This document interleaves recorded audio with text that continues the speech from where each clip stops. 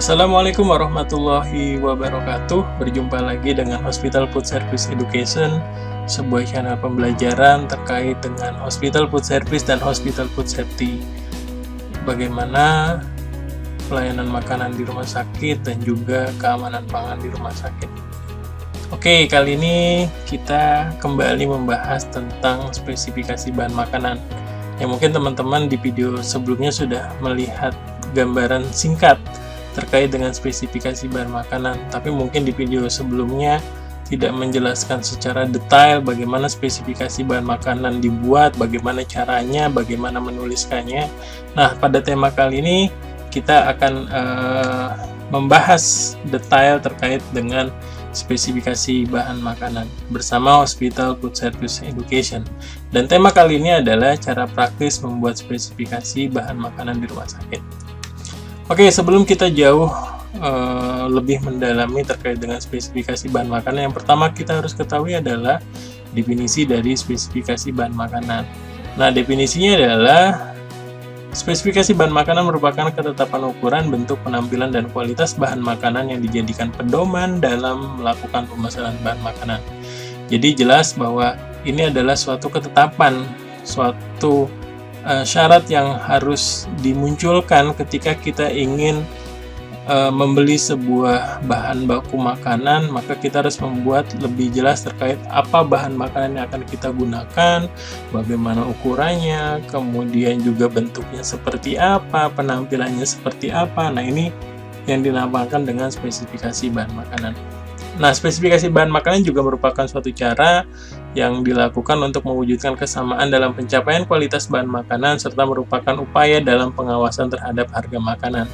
Nah, selain sebagai kualitas, tadi juga spesifikasi digunakan sebagai dasar penetapan harga makanan di rumah sakit. Jadi ini adalah komponen paling mendasar ketika kita membuat perencanaan menu, maka yang pasti dilakukan pertama kali adalah menetapkan spesifikasi bahan makanan yang digunakan. Karena nantinya akan terkait dengan berapa sih biaya bahan baku yang harus dikeluarkan untuk membuat sebuah menu makanan yang ada di rumah sakit. Oke, yang berikutnya adalah kita akan coba sedikit membahas terkait dengan tujuan pembuatan spesifikasi bahan makanan. Ada beberapa tujuan, saya akan coba merangkum dari beberapa sumber gitu ya, karena sebenarnya banyak sekali tujuan spesifikasi bahan makanan yang dibuat, tapi paling enggak ini akan menggambarkan secara singkat bagaimana tujuan dari spesifikasi bahan makanan. Yang pertama adalah spesifikasi bahan makanan ini dibuat sebagai dasar untuk membuat perencanaan anggaran kebutuhan bahan makanan.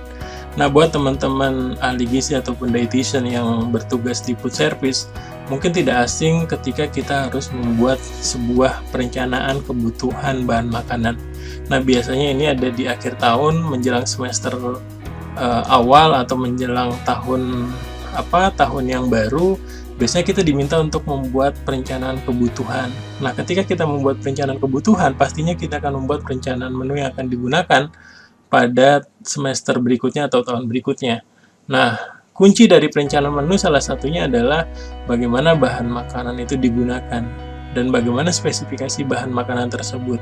Karena spesifikasi ini nantinya akan mempengaruhi juga berapa biaya yang akan digunakan dan dikeluarkan. Itu yang pertama. Kemudian tujuan yang kedua, spesifikasi bahan makanan ini digunakan sebagai standar mutu yang digunakan untuk bahan makanan. Jadi bahan makanan ketika kita ingin gunakan, maka kita harus jelas membuat spesifikasinya.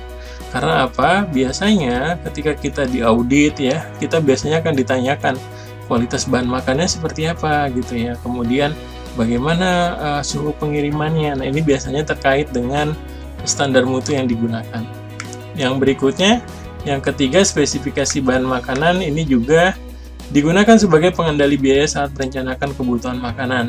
Nah, berkaitan dengan tujuan yang pertama tadi, di tujuan ketiga ini ketika kita membuat spesifikasi bahan makanan yang mungkin kita harus mempertimbangkan unit cost dari makanan tersebut, maka kita harus memprediksi berapa sih sebenarnya biaya bahan bakunya, kemudian spek apa yang harus saya buat terkait dengan penekanan biaya tersebut.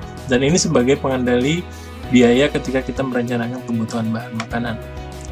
Nah, yang berikutnya, yang keempat, tujuannya adalah sebagai pencegahan awal dalam sistem keamanan pangan di rumah sakit. Nah, buat teman-teman yang mungkin rumah sakitnya sering diaudit oleh CARS ataupun SNARS gitu ya, barangkali sering mengalami bagaimana bahan baku ini menjadi titik awal dalam pengendalian keamanan pangan di rumah sakit. Karena apa? Biasanya ketika kita menetapkan spesifikasi bahan makanan, kita akan menentukan nih, misalnya kalau kita bicara tentang daging, wah bagaimana nih daging yang dikirimkan, apakah dalam bentuk frozen ataukah dalam bentuk segar, kemudian suhunya berapa dan lain-lain. Nah, spesifikasi bahan makanan bisa digunakan sebagai tahap awal untuk mencegah bahaya dalam sistem keamanan pangan di rumah sakit. Jadi ini merupakan kontrol awal. Jadi ketika kita menerima barang tidak sesuai dengan spesifikasi, maka kita berhak menolak barang tersebut, dan ini menjamin bahwa proses berikutnya dalam sistem keamanan pangan ini akan lebih safe, lebih aman dibandingkan kita tidak memiliki ketentuan dalam spesifikasi bahan makanan. Nah, ketika kita bicara spesifikasi bahan makanan, ada beberapa komponen yang mungkin ada di dalam spesifikasi bahan makanan di rumah sakit. Kita akan coba jelaskan satu persatu apa saja sih yang nantinya harus masuk di dalam spesifikasi bahan makanan. Oke, yang pertama adalah nama bahan. Jadi penulisan ini harus detail ketika kita menuliskan nama bahan gitu ya. Misalnya kita ingin menuliskan nama bahan bakunya adalah daging sapi, maka kita harus secara mendetail menuliskan daging sapi. Atau misalnya ketika kita ingin menuliskan produk gula, dan bila memang diperlukan lebih detail, kita bisa tuliskan misalnya gula pasir atau gula merah atau gula aren. Nah, ini harus dituliskan secara mendetail. Kemudian yang berikutnya adalah merek dagang. Ini bila ada. Jadi kayak kalau kita sangkutkan dengan gula tadi, misalnya kita ingin memasukkan ini ke dalam spesifikasi bahan makanan kita. Jadi misalnya ada beberapa opsi pilihan gula yang harus digunakan, itu misalnya gula merek A ataupun gula merek B. Nah, ini boleh dicantumkan dalam spesifikasi bahan makanan. Kemudian yang berikutnya, yang ketiga adalah deskripsi bahan. Nah, kita harus menjelaskan lebih detail terkait bahan baku tersebut. Misalnya ketika kita ingin membicarakan tentang daging, kita bicarakan juga deskripsi bahan bakunya, misalnya bagian apa yang kita inginkan, misalnya daging kelapa, atau bagian punuk, atau misalnya kenakal, atau apapun itu. Nah, kita harus jelaskan secara detail di dalam spesifikasi bahan makanan tersebut.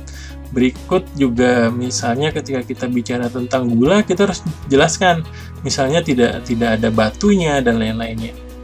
Yang berikutnya adalah satuan. Nah, satuan ini juga harus dituliskan. Karena apa? Karena kita harus memastikan satuan bahan makanan yang akan datang sebagai bahan baku ini harus jelas. Apakah di dalam bentuk kilogram, ataukah di dalam bentuk gram, ataukah satuannya dalam bentuk bungkus, saset, pouch, dan lain-lain. Nah, ini harus dituliskan di dalam spesifikasi. Kemudian juga kemasannya. Misalnya kemasannya ini harus dalam bentuk plastik, apakah dalam bentuk tray, ataukah misalnya dalam bentuk box. Kita harus lebih detail menuliskan terkait dengan ini. Nah, yang berikutnya juga terkait dengan bebas bahaya pangan. Misalnya, kalau kita membicarakan tentang daging, maka kita harus memastikan bahwa daging atau ikan misalnya ini bebas formalin. Ataupun misalnya kalau kita bicara gulanya bebas dari batu. Nah, seperti kita tahu bahaya pangan itu ada 3, ada biologi, ada fisik, ada kimia. Nah, setidaknya kita bisa memasukkan komponen-komponen tersebut ke dalam spesifikasi bahan makanan kita supaya lebih menjamin bahwa bahan baku yang kita gunakan ini bebas dari bahaya pangan. Nah, yang berikutnya adalah suhu. Nah, mengapa suhu ini perlu dituliskan? Nah, ini sifatnya sebenarnya tergantung kondisi bahan makanan yang kita gunakan. Jadi misalnya ada beberapa bahan, terutama produk hewani, yang kita datangkan ini dalam bentuk frozen misalnya, atau kita datangkan dalam bentuk segar, atau mungkin kita datangkan dalam bentuk chiller atau dalam bentuk dingin gitu ya. Nah, kita harus menjelaskan nih secara detail terkait suhu yang digunakan ketika misalnya bahan tersebut datang. Misalnya ketika daging datang, ketika kita membuat spesifikasinya beku, maka daging itu misalnya harus suhunya -10 sampai -18 atau sesuai dengan ketentuan. Yang berikutnya adalah terkait dengan transportasi. Nah, transportasi ini mengapa penting?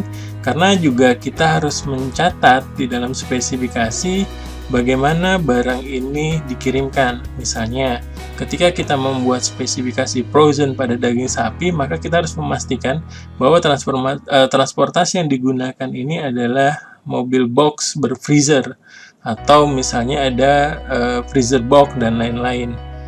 Untuk menjamin bahwa selain kita menjaga suhunya, kita menjamin bahwa transportasinya ini aman ketika bahan makanan ini sudah kita buat speknya dengan detail, dan kita menjamin bahwa ini konsisten untuk dilakukan.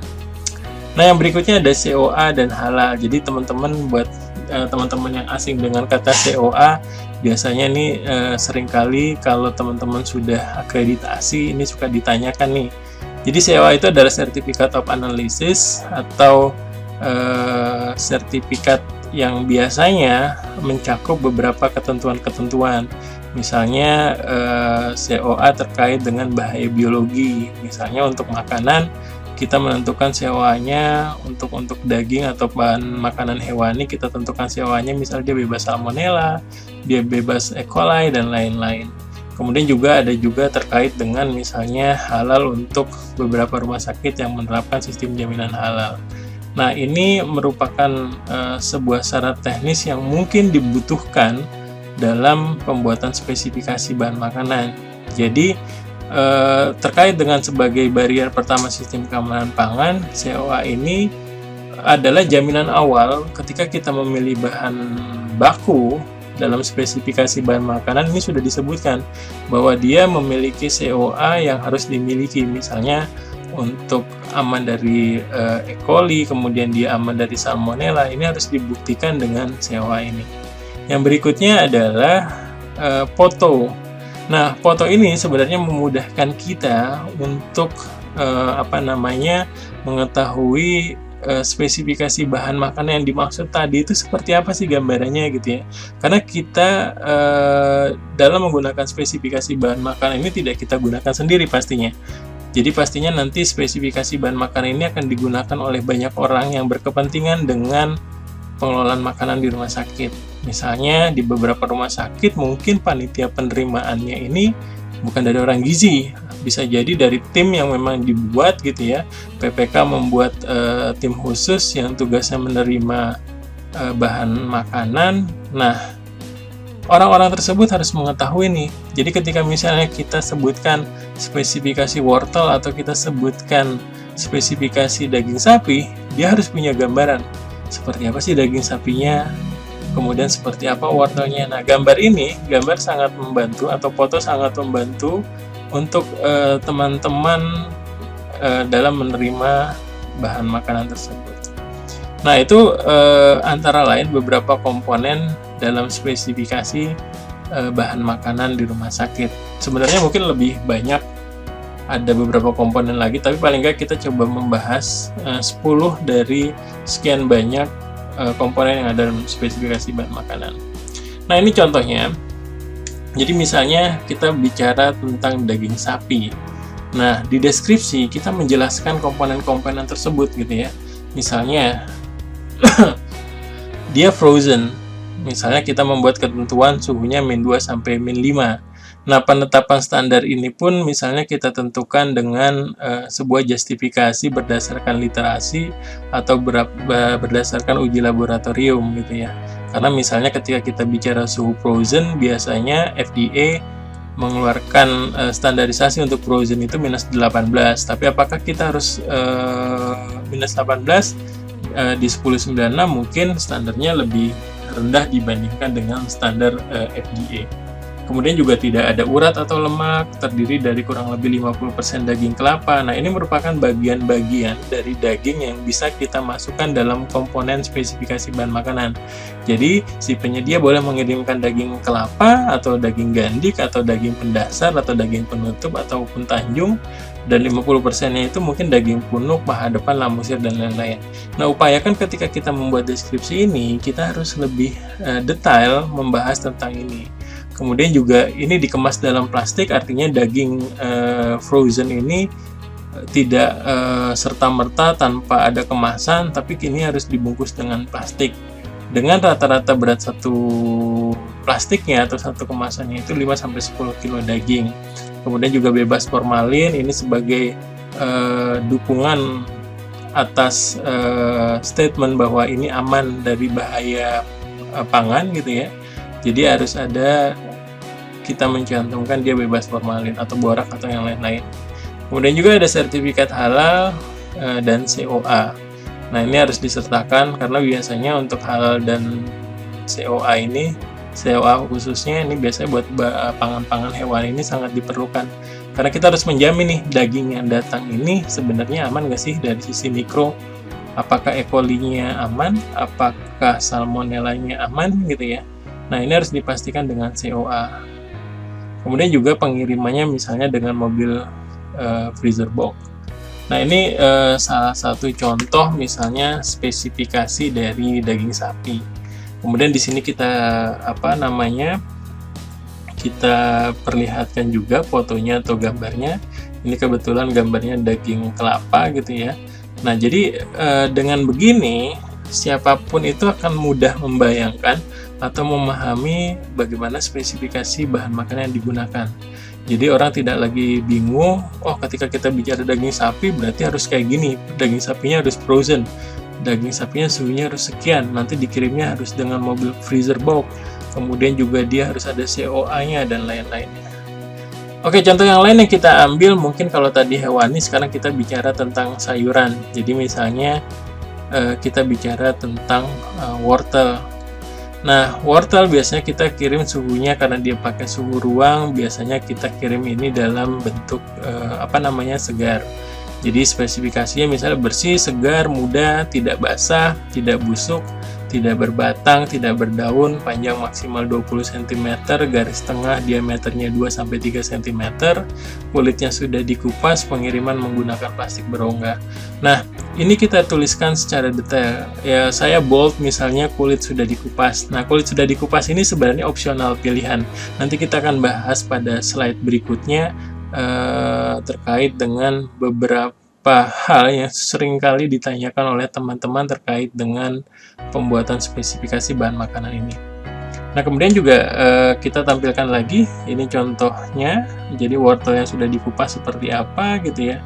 Kemudian tanpa tanpa kulit, tanpa daun yang biasa ada di atasnya dan lain-lain. Oke, kita lanjut. Nah, ini beberapa hal yang perlu diperhatikan dalam memilih spesifikasi bahan makanan. Atau juga ini merupakan hal yang perlu diperhatikan ketika kita memilih bahan pangan gitu ya. Yang pertama adalah kita harus perhatikan jumlah produksi atau pasiennya. Kenapa ini berkaitan dengan spesifikasi? Karena gini, kalau kita bicara produksi atau pasien yang kita layani tidak banyak, maka spesifikasi bahan makanan kita bisa buat dalam kemasan yang tidak terlalu besar. Contohnya misalnya kalau setiap hari dia hanya memproduksi jumlahnya sedikit gitu ya, 50 pasien gitu ya, mungkin dia tidak perlu menggunakan kemasan minyak yang Drigen misalnya, tapi cukup yang gunakan pouch yang 2 kilo ataupun pouch yang 1 kilo. Kemudian juga terkait dengan standar biaya makanan, kalau misalnya rumah sakit menetapkan unit cost-nya, misalnya kalau kita lihat di standar biaya masukan pemerintah, itu biasanya makanan itu kurang lebih sekitar 30.000 per orang per hari gitu ya. Nah, dari situ kita harus menjabarkan kira-kira bahan makanan apa saja yang harus kita gunakan sebagai ketentuan untuk menentukan bahan makanan yang ada di rumah sakit. Yang berikutnya yang perlu diperhatikan adalah jumlah karyawan. Nah, kenapa jumlah karyawan ini menjadi salah satu hal yang perlu diperhatikan? Jadi contoh sederhananya seperti ini. Kita ketika memilih spesifikasi bahan makanan, kita juga harus memperhitungkan jumlah karyawan yang tersedia. Jadi jangan sampai ketika kita terbatas dalam sisi jumlah karyawan, tapi kita menggunakan spesifikasi bahan makanan yang ternyata ini malah membuat loading karyawan besar.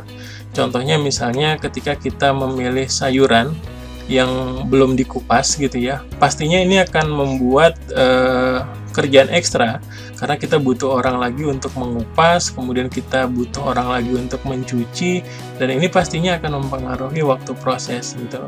Nah, sebenarnya kita bisa kendalikan ketika misalnya kita memilih bahan sayuran tersebut dengan yang sudah dikupas misalnya. Pastinya ini akan mengurangi jumlah kerja karyawan. Yang berikutnya adalah terkait dengan ketersediaan pangan lokal. Nah, ketika kita memilih spesifikasi bahan makanan, pastikan kita menggunakan bahan makanan yang ada di daerah kita. Jadi jangan sampai ketika kita membuat spesifikasi bahan makanan itu ternyata kita ambil dari luar daerah kita, yang nantinya akan membuat kita kesulitan ketika kita memilih bahan makanan tersebut. Yang berikutnya adalah jarak dengan penyedia. Nah, kita harus memastikan bahwa supplier kita ini jaraknya tidak terlalu jauh. Kenapa? Karena misalnya ketika kita memilih daging sapi misalnya, daging sapi ketika kita membuat spesifikasi bahannya itu segar, tidak frozen, maka kita harus mempertimbangkan jarak dengan penyedia. Karena apa? Karena suhu segar itu cenderung untuk mudah sekali terkontaminasi dengan mikroba. Apalagi ketika misalnya jarak antara penyedia dan rumah sakit ini jauh, otomatis kita harus memperhatikan apakah kualitas daging ini akan menjadi baik atau tidak. Contohnya misalnya gini, ketika kita punya penyedia adanya di Bogor gitu ya, karena banyak rumah potong hewan di Bogor, kemudian kita menggunakan spesifikasinya bahan segar gitu ya, mereka akan kirim pagi-pagi dari Bogor ke Jakarta misalnya. Nah, dalam perjalanan ternyata ada beberapa kejadian yang mungkin terjadi, macet dan lain-lain, sehingga ketika sampai mungkin kualitas dagingnya sudah tidak baik lagi karena memang kita tidak menentukan spesifikasinya ini secara detail gitu ya, misalnya harus dalam bentuk chiller atau freezer sehingga suhunya tidak terjaga. Yang berikutnya adalah gudang penyimpanan. Pastikan juga kita memperhatikan gudang penyimpanan yang kita punya di dapur rumah sakit kita. Kenapa? Jangan sampai nanti misalnya kita sudah membuat spesifikasi satuannya dalam bentuk karung dan lain-lain, tapi ternyata gudang kita tidak mumpuni untuk itu. Gudang kita hanya bisa menampung dalam bentuk misalnya bungkus, saset, ataupun pouch gitu ya, yang jumlah satuannya mungkin lebih kecil dibandingkan dengan karung, dirigen, dan lain-lain. Yang berikutnya, yang perlu diperhatikan dalam memilih spesifikasi bahan makan adalah terkait dengan standar mutu. Bila rumah sakit kita sudah menetapkan HACCP, ISO 22000 atau misalnya Halal Assurance System gitu ya, maka otomatis ketika kita menetapkan spesifikasi bahan makanan, kita harus mengacu pada standar tersebut. Misalnya ketika kita bicara tentang ISO ataupun HACCP, kita harus memastikan bahwa bahan bakunya itu harus ada COA-nya, Certificate of Analysis. Kemudian juga ketika kita bicara tentang Halal Assurance System, maka kita memastikan bahwa semua bahan bakunya itu memiliki sertifikasi halal yang terdaftar di MUI, karena nantinya data tersebut akan digunakan sebagai acuan dalam kita menetapkan spesifikasi. Nah, ini beberapa pertanyaan yang sering ditanyakan oleh teman-teman. Jadi saya coba merangkum beberapa pertanyaan yang teman-teman sering tanyakan gitu ya. Yang pertama adalah pertanyaan sebaiknya frozen atau segar dalam spesifikasi. Nah, kira-kira menurut teman-teman apa? Frozen kah atau segar kah yang digunakan di dalam spesifikasi bahan makanan? Oke, kita akan coba bahas satu-satu. Ketika kita bicara frozen atau segar, kita harus pertimbangkan dulu sebenarnya mana sih yang aman digunakan gitu ya. Kalau kita bicara food safety ya. Misalnya kita bicara contohnya adalah daging sapi. Daging sapi itu baiknya yang frozen atau yang chiller atau bahkan yang segar. Kalau saya pribadi, saya akan lebih menyarankan ke yang frozen. Kenapa? Karena frozen itu sebenarnya lebih aman dibandingkan dengan ketika kita membuat spesifikasi segar dalam daging sapi. Tapi ketika misalnya gini, contoh sederhana ketika kita tahu bahwa RPH-nya ini sebenarnya nggak jauh dari rumah sakit kita, kemudian dia rutin melakukan pemotongan dan dia bisa mengirimkan barang dari RPH ke tempat kita kurang dari 1 jam atau mungkin kurang dari 2 jam, kita boleh saja menggunakan spesifikasi segar. Tapi kalau misalnya jaraknya terlalu jauh, ini akan lebih aman kita gunakan spesifikasinya frozen. Karena dari sisi keamanan pangan, pertumbuhan mikrobiologi ini akan dihambat ketika suhunya ini frozen. Lalu bagaimana dengan chiller?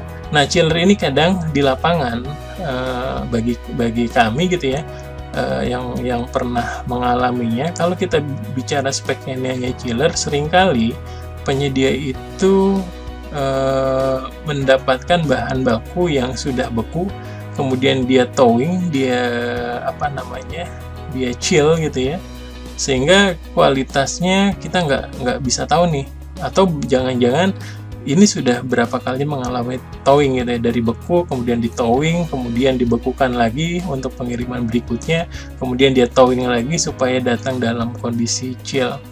Nah, jadi ini sebenarnya tergantung dengan kondisi yang ada di rumah sakit yang kita gunakan frozen atau segar sebagai spesifikasi. Tapi itu tadi gambaran dari kami terkait dengan apa yang baiknya digunakan. Nah, berikutnya pertanyaan juga yang sering ditanyakan, sebaiknya kemasannya dirijen atau pouch, karungan atau saset atau kiloan. Nah, sebenarnya gini, ini terkait dengan jumlah produksi yang kita layani. Jadi misalnya ketika kita bicara bahwa pasien kita hanya 50 orang nih per hari, kemudian kita menggunakan gula pasir dalam kemasan karung, saya rasa ini tidak menjadi efisien, dan dari sisi keamanan pangan ini akan beresiko karena ketika dia sudah dibuka, maka resiko kontaminasi juga besar. Nah, ketika kita berhadapan dengan hal ini, maka baiknya kita akan gunakan kemasan yang lebih kecil. Jadi misalnya ketika penggunaan gula pasir ini tidak terlalu banyak, kita bisa gunakan kemasan yang lebih kecil. Misalnya kita pakai kemasan bungkus yang 500 gram ataupun 1 kilo. Atau misalnya ketika kita bicara kecap, kita akan gunakan yang yang dirijen besar 5 kilo, atau kita gunakan yang pouch yang misalnya cuma 200 ml. Nah, ini perlu dipertimbangkan, biasanya juga ini terkait dengan standar. Jadi ketika di pemasakan, teman-teman akan lebih praktis ketika diberikan yang kemasan pouch gitu ya. Jadi kita ketika menggunakan kecap, kalau misalnya kita tidak menggunakan gelas ukur ketika kita menuangkan dari dirijen kecap yang 5 kilo, maka kita seringkali tidak mendapatkan nilai yang presisi. Misalnya berapa mili sih yang harusnya digunakan di masakan. Tapi dengan menggunakan pouch ini akan membantu kita untuk mengestimasi jumlah yang digunakan dalam standar. Nah, ini juga mempertimbangkan terkait dengan ketersediaan gudang kita. Jadi kalau misalnya memang gudang kita minimalis, ruangannya tidak terlalu besar, baiknya kita gunakan kemasan-kemasan yang lebih lebih kecil untuk lebih efisien tempat yang kita gunakan sebagai gudang. Nah, yang berikutnya, yang ketiga ini adalah pertanyaan juga yang sering diungkapkan, ini sayurnya dikupas atau masih ada kulit? Gitu ya. Nah, seringkali ini kita temukan biasanya pada wortel, pada labu siam, pada bawang gitu ya. Jadi teman-teman ada yang mengatakan kalau nanti kita menggunakan spesifikasi sudah dikupas, ini harganya akan lebih mahal dibandingkan dengan bahan baku yang tidak dikupas. Tapi yang perlu jadi pertimbangan gini, teman-teman. Ketika kita melihat jumlah produksi kita banyak, kemudian tenaga yang kita gunakan sedikit, ini sebenarnya menjadi pilihan. Kenapa? Karena seringkali saya jumpai di beberapa rumah sakit gitu ya, masih banyak teman-teman yang masih mengupas wortel itu secara manual, dan itu kadang dilakukan oleh 2 atau 3 atau bahkan 4 orang gitu ya. Jadi 4 orang hanya fokus pada preparation, menyiapkan wortel yang ingin kita masak karena dia harus dikupas dulu. Dan ini membutuhkan waktu yang lumayan dengan orang yang banyak. Di satu sisi ini juga akan menimbulkan sampah yang juga tidak sedikit gitu ya. Nah, kalau kita membandingkan dengan selisih biaya yang sudah dikupas atau tidak dikupas, sebenarnya ini akan menjadi pertimbangan ketika kita memperhitungkan faktor tersebut. Artinya dari sisi analisis beban kerjanya, apakah ini akan menjadi efisien atau tidak. Kemudian dari sisi waktunya, timetable-nya, apakah ketika kita misalnya buat spesifikasi sayur atau wortel yang sudah dikupas, apakah waktunya ini akan jadi lebih efisien ataukah malah akan jadi lebih lama dibandingkan kita membuat spesifikasi yang masih ada kulitnya, karena kita ingin menghemat beberapa rupiah tapi kita mengabaikan beberapa faktor yang tadi.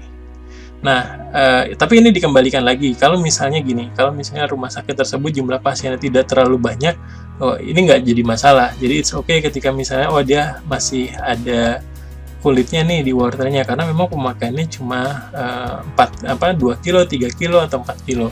Tapi ketika dia sudah lebih dari 10 kilo, baiknya dipertimbangkan untuk menggunakan spesifikasi yang sudah dikupas.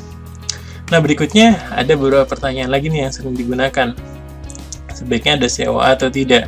Nah, ini sebenarnya kalau kita kembalikan, COA itu sebenarnya kan jaminan mutu ya, jaminan mutu yang digunakan di dalam spesifikasi bahan makanan. Ketika kita ingin mengharapkan bahwa bahan makanan yang dikirimkan ini benar-benar aman, benar-benar baik, kita harus bisa memintakan COA ini dari penyedia. Jadi Certificate of Analysis ini diperlukan untuk kita sebagai garansi, sebagai jaminan bahwa kita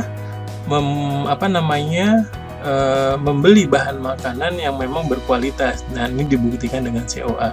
Tapi apakah ini menjadi wajib? Nah, ini tergantung dengan kebutuhan rumah sakitnya. Dan juga mungkin biasanya COA ini untuk bahan-bahan spesifik yang memang risiko kontaminannya besar, seperti bahan hewani gitu ya. Kalau misalnya sayur, ini biasanya jarang menggunakan COA seperti itu. Tapi ini dikembalikan lagi situasional di rumah sakit. Kalau memang kita perlu sebuah dokumentasi yang menjamin bahwa sumber bahan baku yang kita gunakan aman, baiknya kita memintakan COA dari penyedia atau dari supplier kita. Oke, jadi itu gambarannya terkait dengan spesifikasi bahan makanan. Mudah-mudahan bisa membantu teman-teman dalam membuat spesifikasi bahan makanan. Dan kalau misalnya ada sesuatu yang ingin dibahas lagi terkait dengan food service, silakan bisa tulis di komen atau bisa kirimkan ke email Hospital Food Service Education. Untuk nantinya kita akan coba buatkan video-video edukasi terkait dengan food service di rumah sakit. Baik, sekali lagi terima kasih, mohon maaf atas kekurangannya. Sampaikan kepada teman-teman yang lain, sejawat yang lain kalau memang channel ini bermanfaat. Terima kasih. Assalamualaikum.